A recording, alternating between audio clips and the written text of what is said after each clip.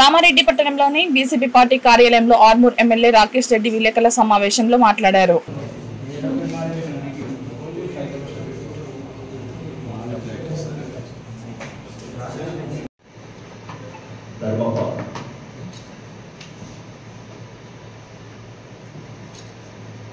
సుమారు 65 ఏళ్ళు చితికిపోయి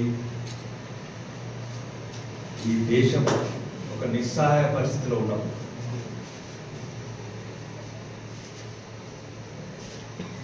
రైతుల ఆత్మహత్యలు దేశవ్యాప్తంగా, మహిళల మీద అత్యాచారాలు మరియు నిరుద్యోగుల ఆత్మహత్యలు, ఎప్పటికీ ఎదగని దేశంలాగా ఉండిపోతామనే ఈ కాంగ్రెస్ పరిపాలన, గతుకుల రోడ్లు, ఎటువంటి మౌలిక వసతులు లేని మధ్యతరగతి, రైళ్లలో ఎక్కుతేనే కంపు, అంటే మొత్తం దేశం అన్ని రంగాల అవినీతి, అహంకారం, కుటుంబ పాలన, ఈ దేశంలో వర్గాల మధ్యన చిచ్చు పెట్టుకుంటూ, మత కల్లోలాలు రేపుకుంటూ, తీవ్రవాదులను ప్రోత్సహించుకుంటూ, ఉగ్రవాదులను ప్రోత్సహించుకుంటూ, సైనికుల తలలు తెగబడుతుంటే కూడా ఆర్టికల్ 370 రామ జన్మభూమి చెప్పినాం కొన్ని, చేసినాం ఎన్నో. అంటే ఈ దేశాన్ని సమూలంగా మార్చాలి. ఈ దేశ సంస్కృతి, సాంప్రదాయాలు, ఈ దేశాన్ని ప్రపంచంలో తలెత్తుకున్నట్టు చేసేటట్టు, ముఖ్యంగా మైనారిటీ సోదరిమణులకు ట్రిపుల్ తలాక్ రద్దు,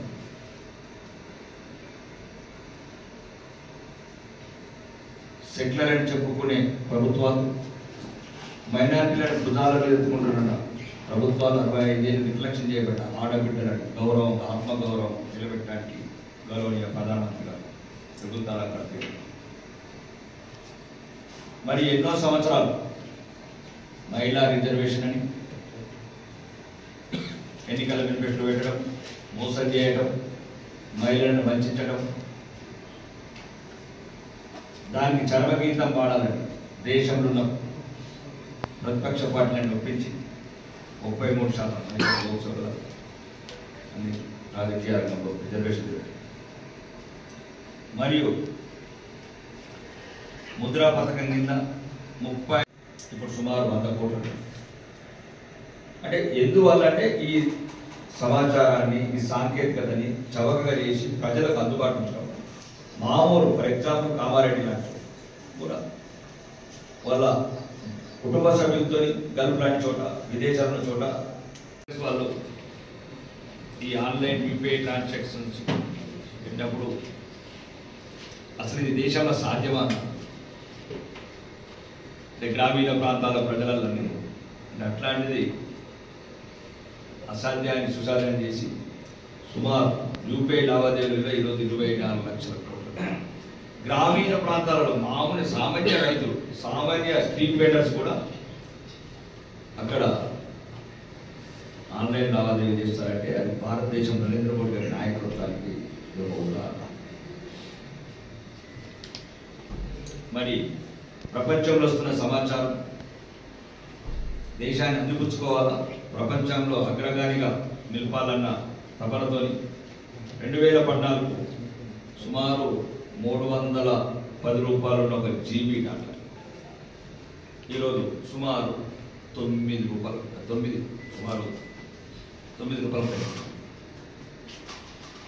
ఈరోజు మీరందరూ ఈ ఫోన్లు కావచ్చు, ఈ దేశంలోని ప్రసారం కావచ్చు, 5G టెక్నాలజీ కావచ్చు, ప్రపంచంతో అనుసంధానం అవుతున్నాం. లేదు మొత్తం ఎంటైర్ మనకు కావాల్సిన అన్ని పనులను ఈరోజు చేసుకోగలుగుతున్నామంటే అది నరేంద్ర మోడీ గారు ఒక విప్లవాత్మక నిర్ణయాలతో ఈరోజు ఆ టెక్నాలజీని పేద ప్రజలకు, సామాన్య ప్రజలకు, భారతదేశంలో ఉన్న ప్రజలందరికీ చవకగా చేరువుగా తీసుకురావడానికి గత ప్రభుత్వాలు సుమారు ఏదైనా సంక్షేమ పథకాలు కావచ్చు, అవినీతి తప్ప, అంటే ఢిల్లీకి వెళ్ళి సుమారు వాళ్ళు పంపించే పథకాలు. రూపాయి పంపిస్తే 15 పైసలు చేయలేదని గౌరవనీయ మాజీ ప్రధానమంత్రి రాజీవ్ గాంధీ గారు బహిరంగంగా చెప్పారు. అంటే అట్లాంటి పాలన పోతుంది. కానీ ఇప్పుడు డైరెక్ట్ బెనిఫిట్ ట్రాన్స్ఫర్ సుమారు దీనివల్ల మ్యాక్సిమం మధ్యవర్తుల పాత్ర తగ్గించబడింది. 44 లక్షల కోట్ల నేరుగా లబ్ధిదారుల ఖాతాలకు బదిలీ చేసిన అంటే కొన్ని లక్షల కోట్ల అవినీతి రాకట్టగలిగింది దేశం డైరెక్ట్. అంటే ఎక్కడ